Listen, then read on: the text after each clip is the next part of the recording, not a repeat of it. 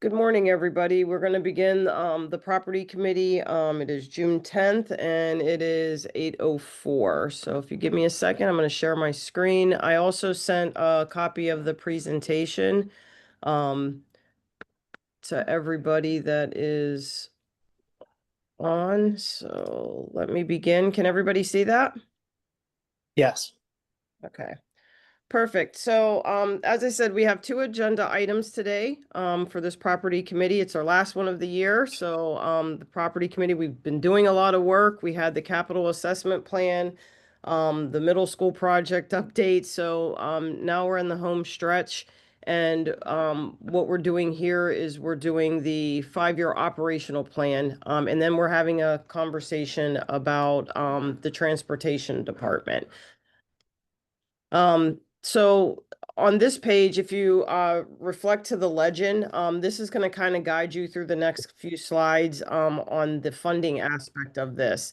As far as it being capital projects funding, which means looking at capital reserve and some bond funding and future bond funding. The yellow is looking at our operational budget and identifying funds there. And then if it is in gray, that is funding yet to be determined. A little bit of a bigger discussion and kind of see where we land as we navigate through the upcoming years. So this is going to be similar to what the layout was for the capital plan that was presented by CHA last meeting. So we're going to go by year and identify, we've identified our priorities. So I also have Mr. Watley and Mr. Bray here, um, along with them and Dr. Yannicone, and getting input from the building principals, feedback from departments, and just taking a look at needs operationally, which would include things like painting, things like furniture, things like equipment replacement within the buildings, our long anticipated bus replacement schedule, and then our equipment on the facility side. So this is a little bit different because you'll see these numbers. They're a little bit different than the capital plans. Those are bigger and more major projects. Whereas these are looking at updating some of our equipment and making sure that we're refreshing our painting and our furniture on cycles. So we'll dive into this. If you have any questions, please don't hesitate to interrupt me. Dr. Yannicone, Charles, and Nate, please feel free to jump in at any point as we navigate through these couple slides. Um, so you'll see on the left-hand side, there's department or area, and the areas that we've identified on the operational side is painting, furniture and fixtures, equipment for buildings, equipment for facilities, and then vehicles for facilities, and then obviously vehicles for transportation. And then at the bottom, just wanted to refresh in that same year what areas of need were identified in the capital plan that was presented last meeting. So that's how this is going to flow through the next few slides.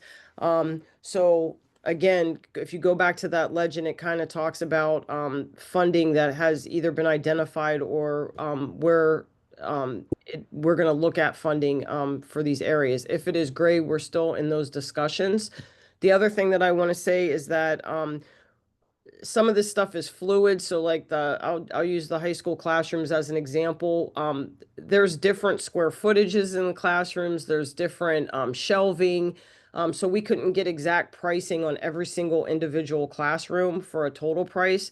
So what we've done throughout this presentation is we looked at what the average cost per square foot for paint is. And then the same with the vehicles. Um, these aren't CoStar pricings. These are 2024. So these numbers are fluid. And obviously if we came back to the board and we were asking for replacement or we were asking for these things that needed board approval because of the pricing, we would have shored up CoStar pricing or shored up proposals from our painter and our vendors. Does that make sense to everybody as we start this process? Yeah, that's good. Thanks. Okay. And just so that you know, I added a 3.5% inflation per year just to give us some cushion so that we're just not stagnant, saying that pricing is going to stay where it is in 25, 26. At this point, I don't know how tariffs will affect this pricing. That's why this plan is going to be fluid, because if tariffs get implemented on some of these things and prices go out the roof, we're going to have to put it in a holding pattern. And we'll take the advice of Mr. Watley and Mr. Bray on, as needed replacement. If something, just can't go on and we need to replace it, then we'll make that decision based on where the economy is at that time and the affordability of it. Um, so looking at 25, 26, one of the things that Mr. Watley did is he took an assessment of the buildings to identify a paint schedule. If you've been at the high school recently, you'll see that all the corridors and the common area spaces have been painted at the high school. He undertook that over the last year. So those are all done. And that's kind of the thought process with all the buildings, is to do the common areas in the corridors and then start to dive into the classrooms. Mr. Watley will work with each individual principals to identify sections of the classrooms that'll be painted. I believe for the high school, the first section is going to be the lower house, which is the world language. Am I right, Charles, on that? Yes, yes, yes. It's going to be the lower house, and Chuck and I walk through the rooms, and we already instructed all the teachers before they leave to get everything off of the walls. This section was by far the section that needed a paint refresh the most. Some of the walls are damaged from stuff being pinned on them for years, so Chuck is thrilled about that. Perfect. Thank you. And then the plan is, as we do these sections, because obviously we can't get all the classrooms done in one summer. Mr. Watley also has to make sure he's on top of the cleaning, the custodian crew, to make sure the buildings are clean as well. Plus, we have a little bit of a project at the middle school. So we want to make sure that we do these in sections and it's manageable. The plan is that as classrooms get painted, those will be the classrooms that get identified for furniture replacement. So we'll kind of stage it and phase it in that area. So that's why we're spanning it through entire fiscal year. We will use breaks. We will use downtimes when students are not in the buildings to identify areas and get in there and start to paint. So that is the plan, as you will see throughout the years, for all of the schools that are identified. The classrooms will follow the painting schedule. That's what that means, is that once the lower house is done, then we'll have a conversation about furniture replacement. Another big one for furniture and fixtures is the high school long wall decal. I am actually going to punt this to Dr. Yannicone, because this has been something that we've discussed for at least a year. Thanks, Kara. So there are a few branding items inside the buildings that we'd like to add. As you know, if you've been following the middle school project, we're going to have a large graphic wall in the fitness center of the middle school that'll be done actually at the end of this summer. And we would like something similar in the hallway that leads from the academic wing of the building to the aplex. There are some very long blank walls. And so we've been looking at the potential for a graphic wall in the aplex that'll celebrate Spartan sports. And so Mr. Ferraro has done the research on that, and we feel really good about having a plan in place. And while it's certainly a want and not a need, we think it'll heighten the branding in the high school, in particular in that aplex area. And then the Enfield entrance, as you know, we have tried to add lobby furniture for families when they attend school events, or students when they're in between classes. We've tried to add lobby furniture at Erdenheim, the middle school, and the high school. And so Enfield would also like some furniture, not a ton, but a little bit of welcoming furniture in that entryway. And so we're looking at purchasing some furniture for that area that would make it welcoming for a family who might be waiting near the nurse's office, or waiting for a meeting, or even for our students when they gather together for Star Students of the Week. And so similar to the furniture at Enfield would be similar to the furniture you see when you walk into Erdenheim. Thank you, Dr. Yannicone. The next under equipment and buildings is the Navy gym scoreboard and wall padding. This was approved at the last board meeting. The Navy gym scoreboards, they're actually flickering. I think they are way past their useful life. So we are looking forward to having these updated so that when volleyball season starts in August, we can have working scoreboards in that gym. Um, we're going to get into the equipment for facilities. We're piecemealing this. Obviously, these aren't the only two pieces in in the facilities equipment.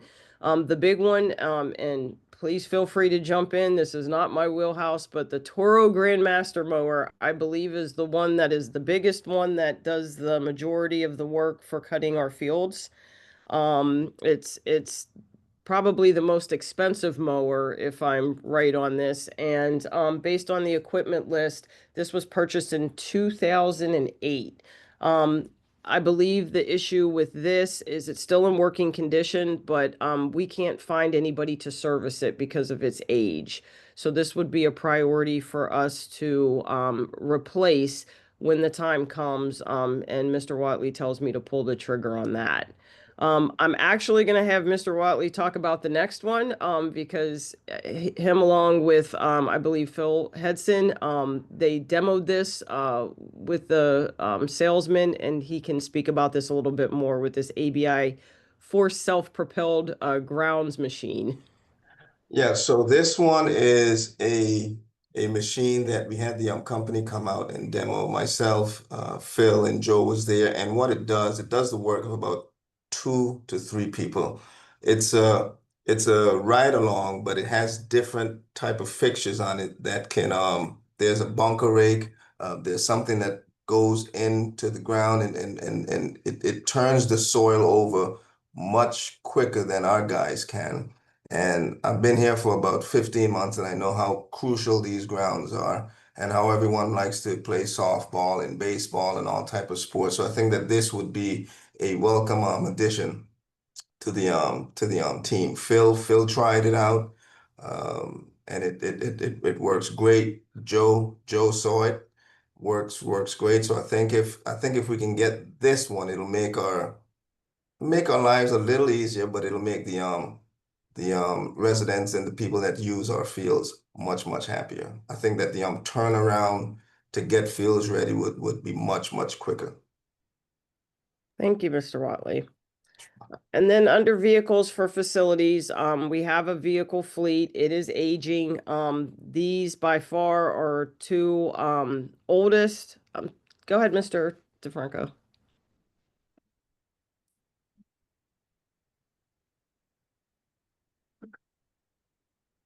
How about now? Yes, can hear you.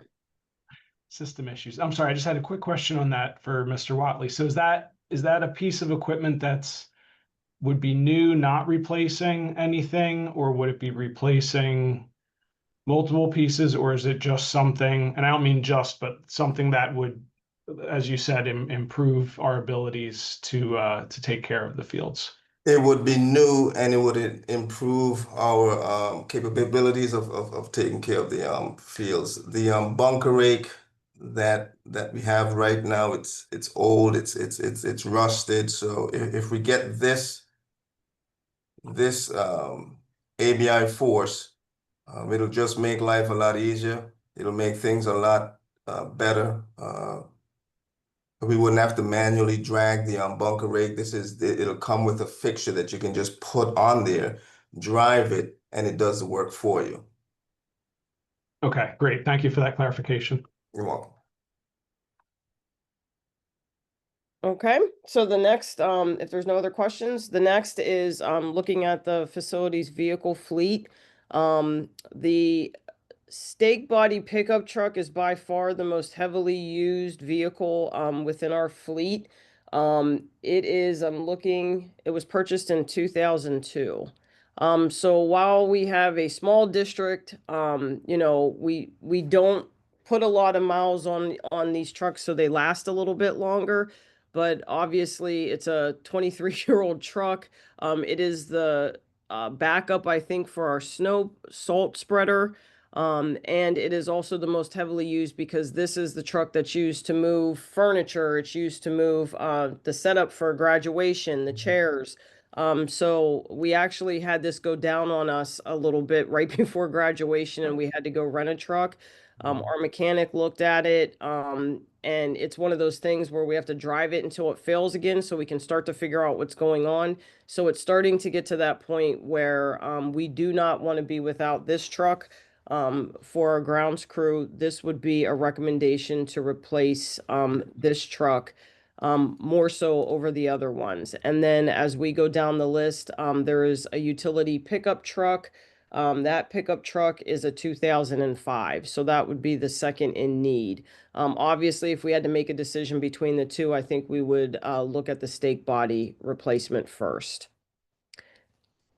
Then we're gonna wander down into vehicle bus replacement. So Mr. Bray and I took a look at all of our fleet. This has been coming because we've been talking about how there was a big purchase in 2016, 2017. Those were the model years that got purchased for the majority of our buses. So what Mr. Bray and I have been trying to think outside the box, trying to been brainstorming with this whole thing so that we can start to break this up so that we're not replacing buses in these big, large chunks at the same time. So the plan that we put together was looking at replacing four buses at a time within a given year. Obviously, again, it'll be something that Mr. Bray takes a look at along with the mechanic. If there's not a need to replace a bus, we obviously will not just pull the trigger if one is still really in really good condition. These four buses, though, are going to identify, I believe, I'm just going to call it the last of the fledgling fleet. These will replace 2010, 11, 12, and 13. So now, after we replace this, we will have 2016 and higher buses. We've gotten rid of all the older buses over the last few years and replacing those. So these would be the last four and would hold a priority, I believe, moving forward to get these aged vehicles off the street. And then we can start looking into the 2016, 2017 and breaking those up for those replacements. And then the capital plan, just as a reminder, this is summer of 2026. This is the way it was presented. There was the elementary parking lots. This was milling the two elementary parking lots just to make sure that we're doing preventative maintenance and we're getting ahead of it so that we can maintain those and we don't get into a position where we have potholes and that we're behind the eight ball in trying to maintain those lots. The high school kitchen tile replacement, we tried to power wash the kitchen tile in the high school, and it basically was breaking to pieces the part of the kitchen tile. That's how old it is. And now, and then a crack has kind of formed, and the towel is kind of popping up in the kitchen. So it is something that has been identified as needed to be replaced. And then to Mr. DeFranco's delight, we will start to look at the natatorium. We're going to look at the HVAC. We're going to study that system. They're going to start to do some investigatory things, as you know.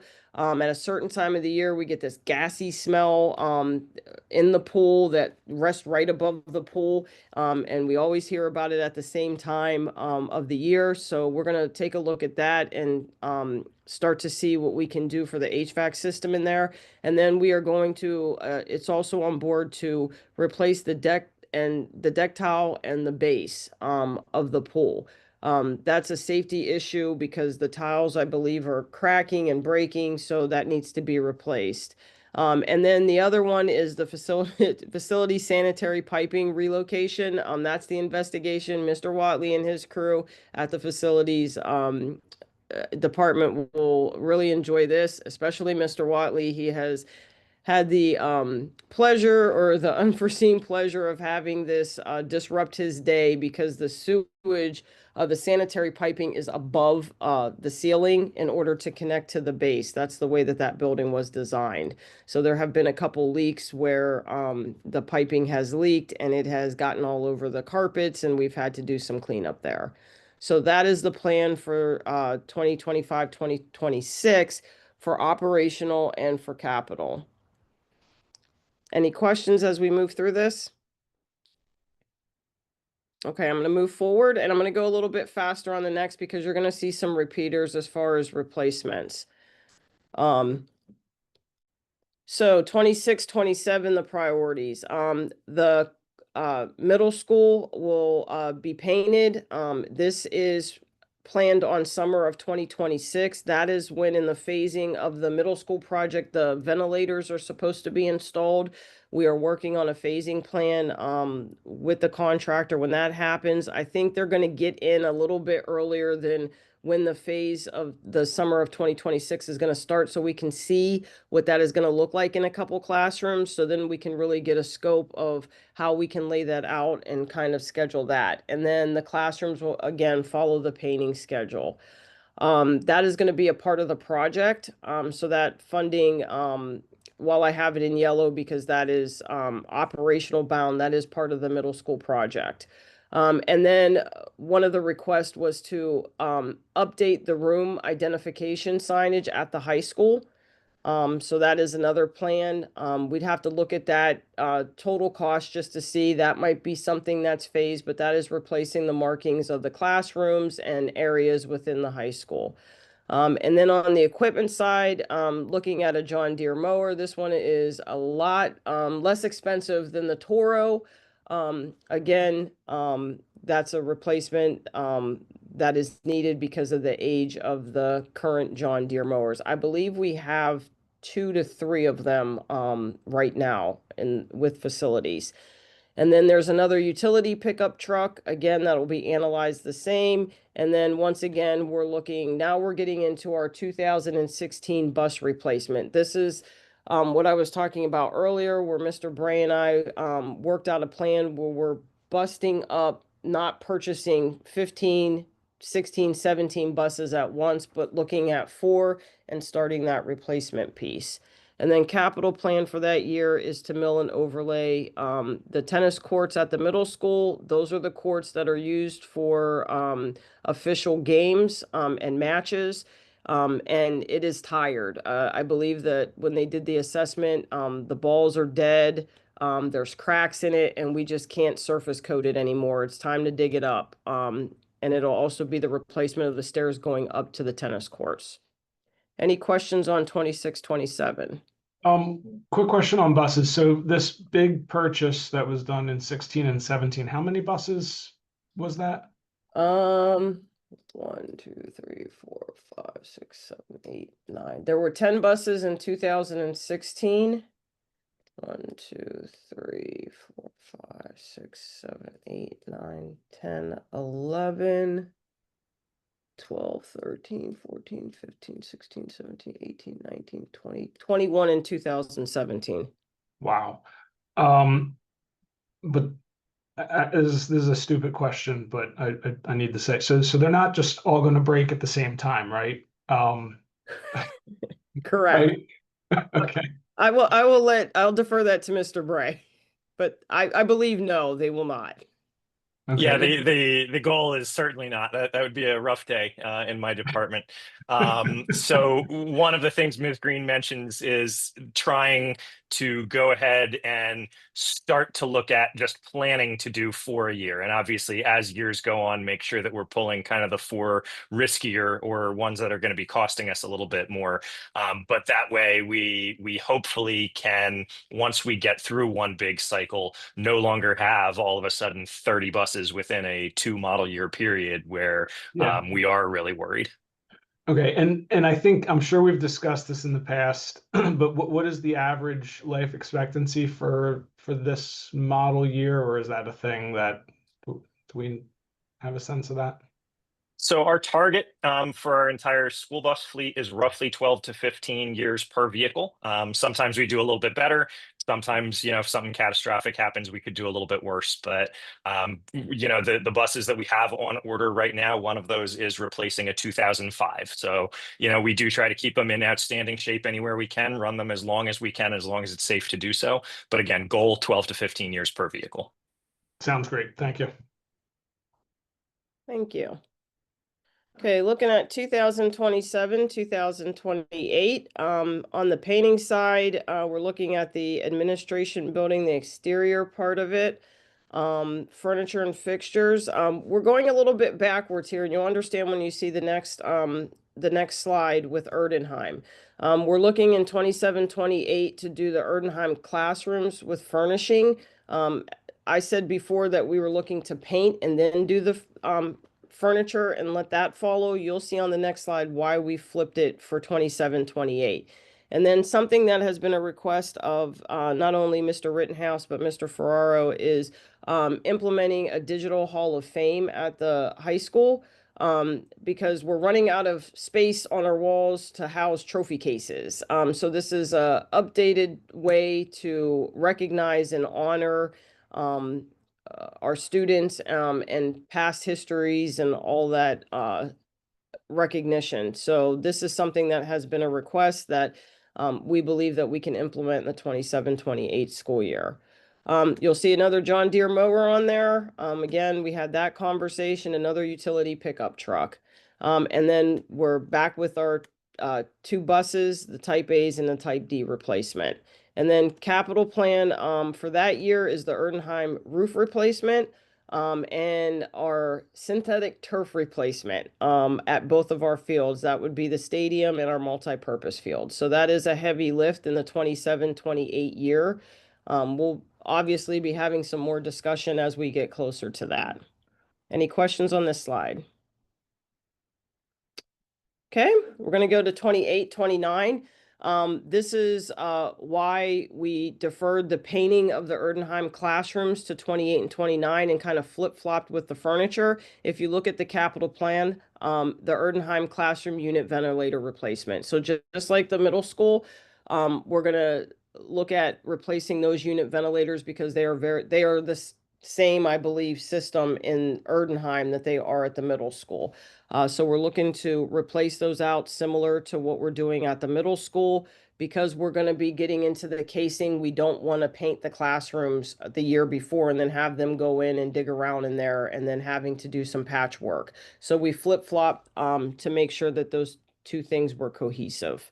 And then on the facility side, again, I am going to have to defer to Mr. Watley because I see the words, but I don't know what a Dingo TX 1000 is. So the Dingo is the one that typically Paul rides, and it's a stand up and you ride on it and it cuts the grass. That usually cuts all the grass on the hilly area by the 309 side of the high school, and it's very fast and it's very quick, and that is starting to show its age. So if we can get at least at that point get a newer one, it would be good. It's one of them that is used every single day, every day.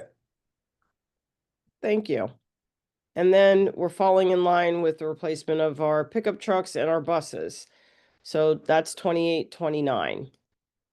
And then 29, 30 priorities.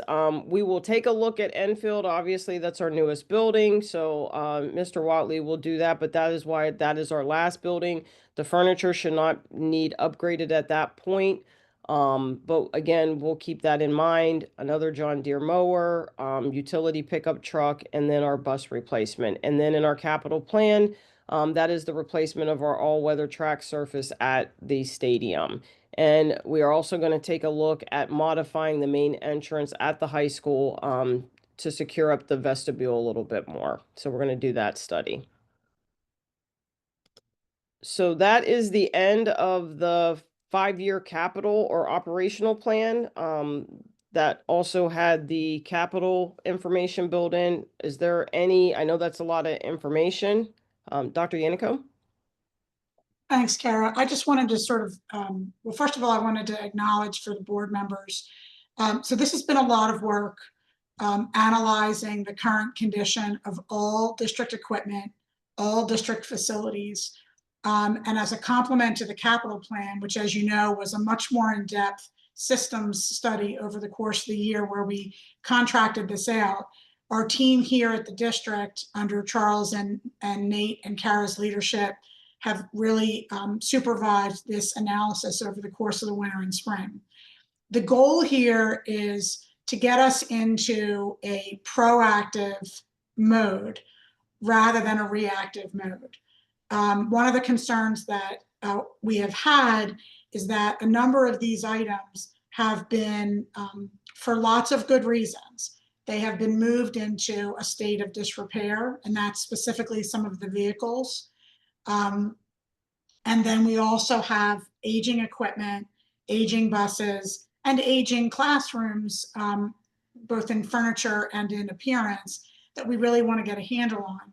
But because they're aging at similar rates, staff are eager to understand, when is the furniture coming, when is the HVAC getting replaced, when is the room being painted. So we want to also be able to communicate to staff, here's when you can expect this work. And also to give time, as was alluded to a little earlier, you know, the middle school classrooms that are being worked on this summer and the high school classrooms that are being painted, those teachers are spending time this week doing something that nobody else is doing in the district, which is packing up their stuff. And so we're ordering hundreds of boxes and giving them time to work in their classrooms to get everything packed up, so that we don't damage any of our books or resources while that painting occurs. And so I want to just sort of highlight the importance of this sort of overview. So from our perspective in looking at a 5-year plan, while some of these items could be deferred if we decide that we don't have the finances, or they could be deferred because we decide that the pickup truck in 2930 actually is running just fine and we're going to wait another year or two. The idea is to have a real clear stepwise plan, because we now have 3 of our 4 major contracts settled out to 2029. And then we know what the Act 1 index is anticipated to be. So this will allow Kara, in looking at the capital plan, the operational plan, and the anticipated salary and benefits packages for our major bargaining unit groups, to really be able to better plan out our goal, which is to balance the budget over the next few years, to get out of the habit of using the fund balance to the extent that we can do that. We're also in a really solid position because once the middle school project is concluded, we will have renovated or replaced every school in the district. And so we feel like we're in a really good position to put some attention to some of these operational needs. So I'm hoping that sort of clarifies and provides some connecting tissue to this whole, financial plan that we've been putting together as a team. And, we're happy to answer any questions on that. And I see Eileen's hands up. Hi, and sorry, Kara, I knew that was a lot of information, so I apologize if you answered this, but when you refer to like furniture in the classroom, we're talking about like, is there a distinction in furniture from, say, like a teacher's desk versus a bookcase versus a child's chair desk?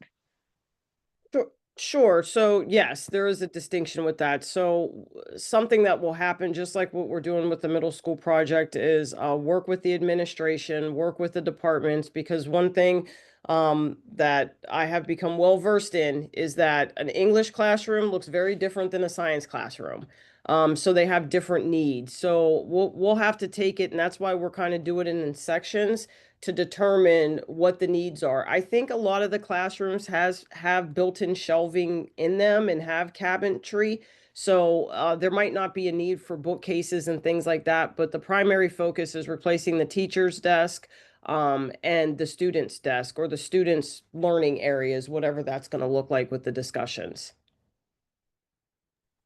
Okay. Did I answer your question? Yes, I just want to add one thing. Sure. In terms of priority, that one comment you made about the sewage pipe, I think sewage should be number 1 over anything else. That was so gross.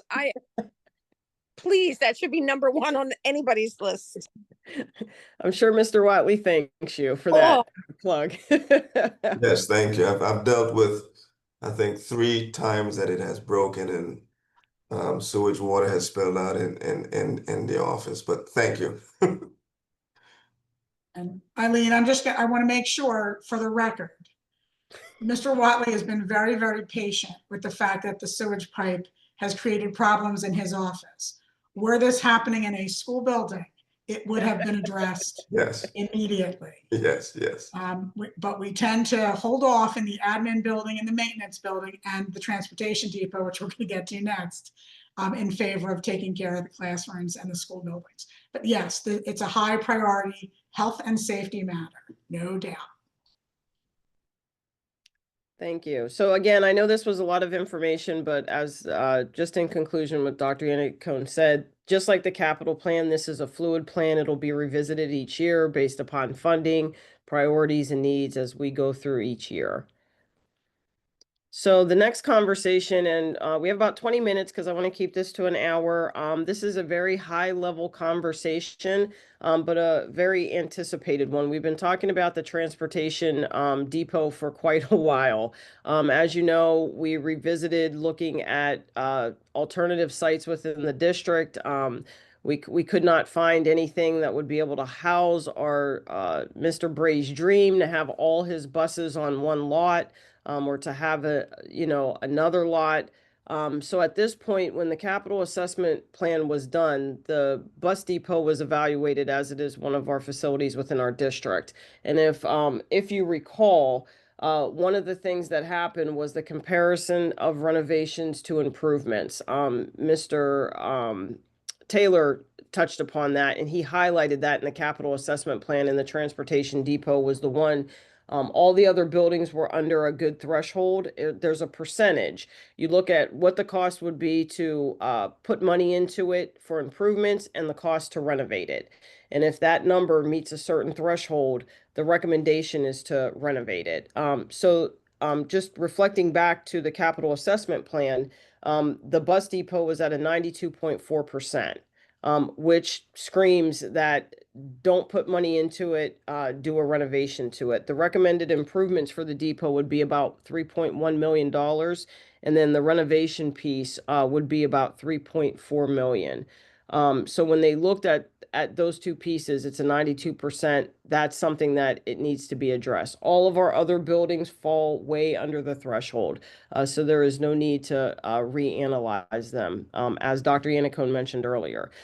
So one of the things that the capital assessment resulted in was showing us that to renovate or update the facility has its limitations because it is a very tight space down there.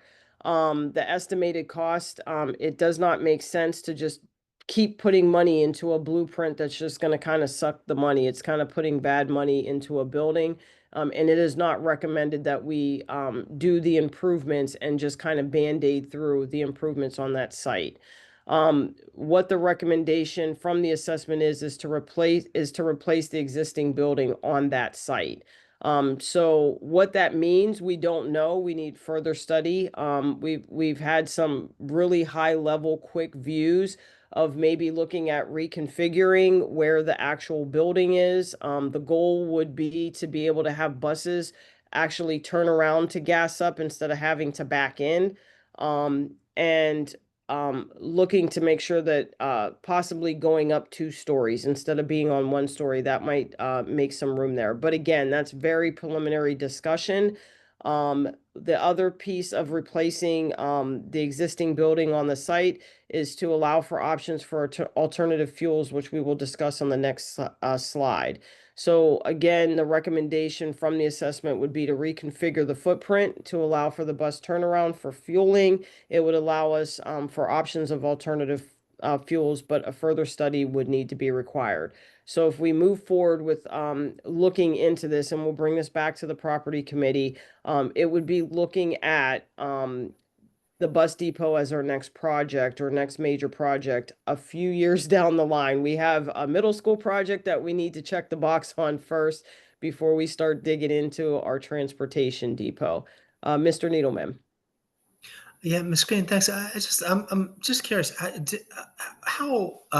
for how long has the bus depot been on that site? Ooh, I don't have that information. Mr. Bray, do you know? So I'm afraid I can't give outstanding, accurate information, other than to say I believe it to be 50 years plus, just based upon sort of what was told to me before I came in here. Another kind of unique piece of the transportation department is the building was originally smaller. It's actually like kind of 3 or 4 sub buildings that are just squashed up next to each other, and that is causing some of the problems that we see as well. Did you say 50 years? I think so. Like I said, don't quote me. That is just kind of putting together puzzle pieces from what was told to me when I came into the district. But it is a fairly old facility. No, I appreciate the information. Thank you. So it's not unfair to look at it as a building when the district was much smaller and looked differently, right? Yeah, I believe when, originally when transportation wound up here, I think the district owned like 20 buses. Again, that's going back to information that was shared with me. Our fleet is now 60. Okay. No, thank you. It's more information. Thank you. Okay, thank you. And this is our final slide, and this is the conversation about alternative fuel sourcing, which was a recommendation of replacing the existing footprint of the building so that it would allow us to explore alternative fuel source. As you know, from the property committee, we've had many conversations about electric buses. We applied for grants. We were talking about electric buses and starting to pilot that off. One of the things that we found and learned a lot about in that investigation is that we were starting way too quick. One of the things that as we were looking at grants, they're like, you just don't jump right into busing. And this will be something that we take a look at. Obviously, we need to see what information is out there, what funding is out there. It's currently really not supported by federal government. So some of the funding has been taken away with electric vehicles. But one of the things when we were looking at the funding piece was a gentleman told me that you need to start looking at your facility vehicles first. You don't just jump right into busing. You kind of take a look and you start to replace that. So as we replace some of these facility vehicles, we will take a look at alternative fuel sources when we replace them. Obviously, we have an immediate need with our stake body trucks, so that won't be one that we would pilot.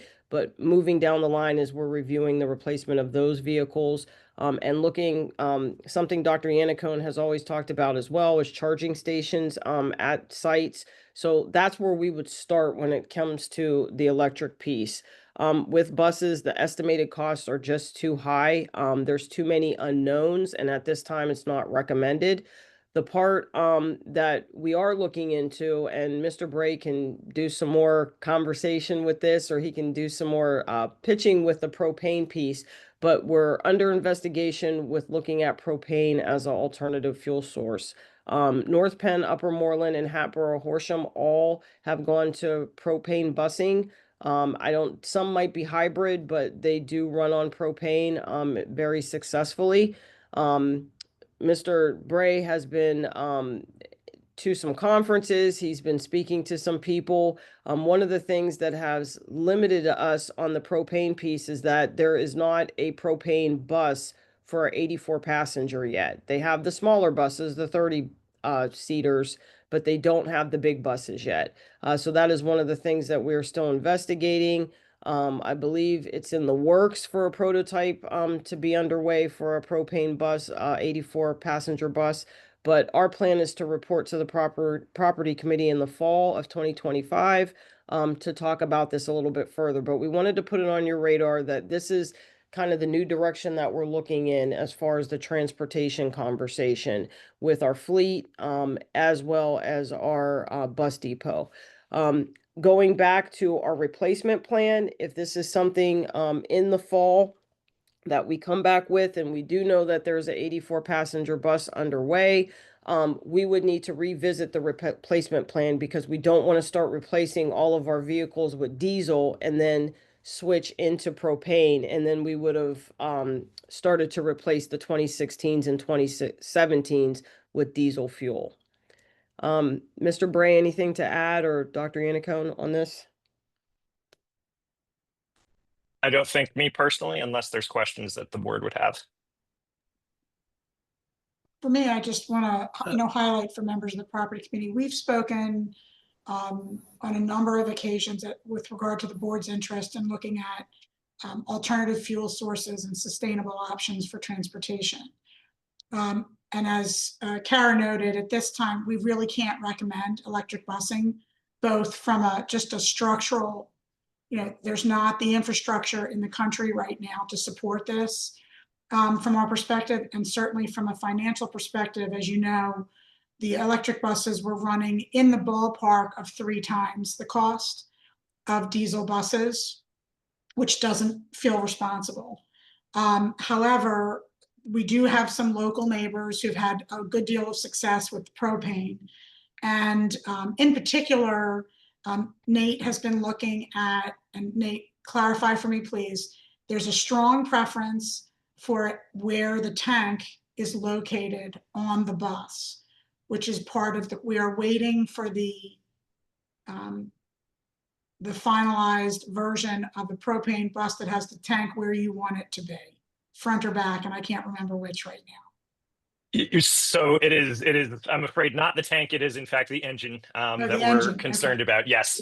And yes, right now, they do not make a rear engine propane powered large bus. We have continued to elect to go with rear engines to keep some uniformity within the fleet. They are a little bit higher in passenger capacity. They're a little bit more spacious. They allow us to have pass-through luggage compartments under them, which we've been ordering lately, which is a huge, huge help on some of our sports and field trips. And in some areas, it gives us the ability to reduce from, say, 2 buses on a sports trip to 1. So they've really helped us through having a tough time finding drivers as well. So rear engines have been really, really valuable to this district, and definitely are an asset to continue with. So yes, it's just a matter of being able, we have heard from the dealership that we often work with that they believe that Bluebird is working on its rear engine in propane. We just don't have that, for sure at this point. As Ms. Green mentioned, we can already order the smaller buses, the type A's in propane. So it's something that's definitely worth a look to see where we would like to go as a district, especially as diesel vehicles are anticipated. There's an emission standard changing in 2027, and diesel vehicles are anticipated to be seeing a pretty significant price hike at that point as well. Thanks, Nate. And just to sort of, and I know our goal is not to get in the weeds on this, but to really get some clarification with regard to the board members, if there's direction that you like or don't like. Our intention was that Nate will spend the summer investigating fully what are the facility related needs that we would have with regard to propane. What are the relative costs? We do know preliminarily that there is a much closer price point between propane buses and diesel buses as compared to electric buses and diesel buses. So we feel like it may be an affordable, sustainable option for the community if that's continues to be an interest of the board. And so, just would ask you to clarify for us, do you want us to continue to look in this direction towards alternative fuels, specifically propane, and then our plan was to bring back a more detailed report in the fall so that before we buy another bus, or lease another bus, we have an answer on whether we're going to start to convert. Yes. Can I ask a really silly question though? First, and I'm not sure to whom this would be directed. I guess maybe Mr. Bray. Is propane safe? So yes, I recently had the privilege of going out and seeing in Detroit a factory tour where they are actually building the engine, building the fueling systems and everything. They are engineered incredibly well. They are very, very safe to be on the roadway.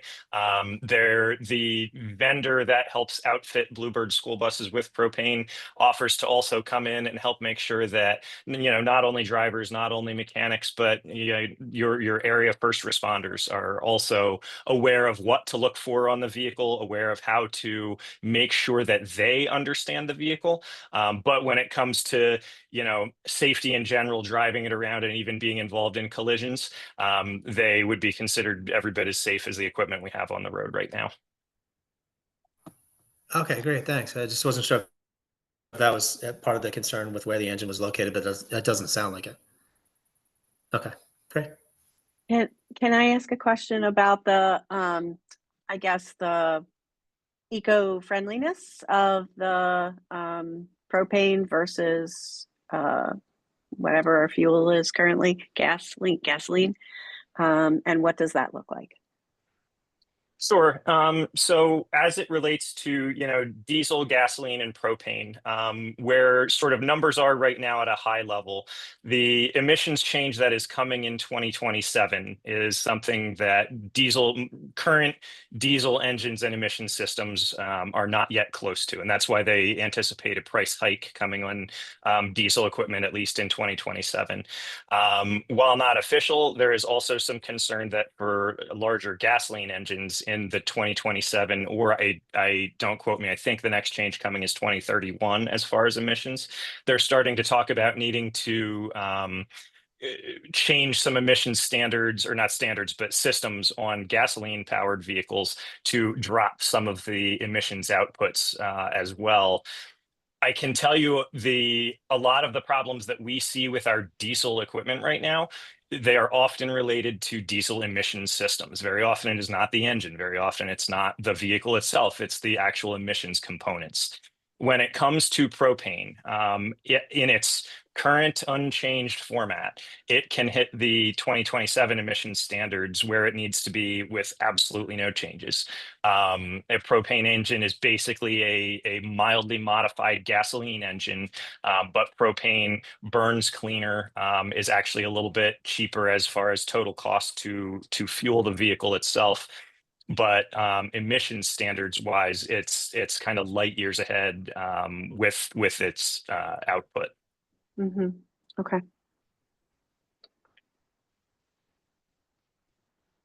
Any other questions? No? Okay, that's the end of the presentation. I know it was a lot of information, but this piggybacks on the capital plan. Thank you to Mr. Bray, to Mr. Watley, the building principals, Dr. Yannicone for the leadership on this, and putting this together. This has been a long time coming this year. I'm very happy that we have a blueprint both on the capital side and on the operations side. So we have some information to provide to staff here on when replacements can happen. And as Dr. Yannicone says, it helps during the budget process so that we're not blindsided with facility needs or things breaking down. We kind of have a handle on that so that we can forward think and budget properly. So thank you to everybody. And thank you guys for your time. We finished under an hour, so I'm very happy with that. Ms. Green? Yes. I'm very, very sorry. This one, not super important, but I've located an aerial image from 1965 where transportation is sitting here with school buses outside. So at least 1965. Before that, I can't say. Thank you. All right. On that note, everybody have a great day. If there's no more questions, we can end the meeting. Thank you. Thanks so much. Thanks, everybody. Thank you. Have a good day. Have a good day. Bye. Have a good day. Bye.